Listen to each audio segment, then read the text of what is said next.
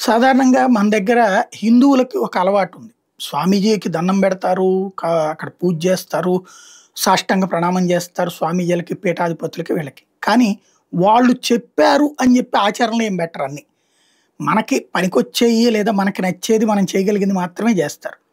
మత సంప్రదాయాల విషయంలో అయినా, భార్య పిల్లల విషయంలోనైనా, కుటుంబం విషయంలోనైనా మన పీఠాధిపతులు చెప్పేది ఎంతమంది ఫాలో అవుతున్నారు? ఏదన్నా ఈ పూజ చేయండి మీకు పుణ్యం ఉంటదంటే చేస్తున్నారు తప్పించి, వాళ్ళు చెప్తారని చెప్పేసేసి హిందువులంతా ఐక్యంగా ఉండటం చేస్తారా?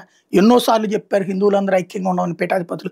హిందువులు విడిపోమన్నారా? కులాల వారీగా విడిపోమని లేదు, వర్గాల వారీగా విడిపోమని లేదు, వర్ణాల వారీగా విడిపోమని లేదు. అందరూ ఐక్యంగా ఉండండి, దేశానికి ఉపయోగపడుతుంది అనేక సార్లు చెప్పుకొచ్చారు. కానీ ఎప్పుడున్నారు?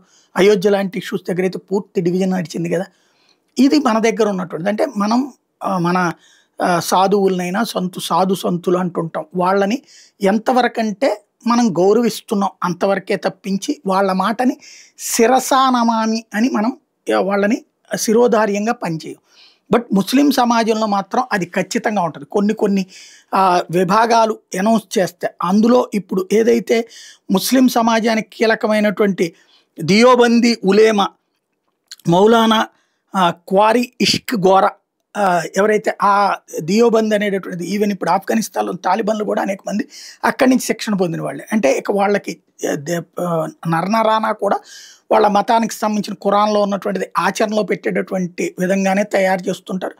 వాళ్ళే హిందువులు ఏది ముస్లిం విధానాన్ని, అల్లాని నమ్మని వాళ్ళు కాఫిర్లు, వాళ్ళ మీద మనం ఎలా ప్రవర్తించిన తప్పు లేదని వినిపించేటటువంటి వాళ్ళల్లో ఇతను కూడా ఒకడు. ఇప్పుడు తను ఏమంటాడంటే వందే మాతరం అనేటటువంటిది ముస్లింలకు విరుద్ధం, ఇస్లాం అంగీకరించదు, ముస్లిమ్స్ వందే మాతరాన్ని పాడరు అన్నటువంటిది ప్రకటించారు. తద్వారా దేశవ్యాప్తంగా ఉన్నటువంటి ముస్లింలకి పిలుపునిచ్చినట్టయింది.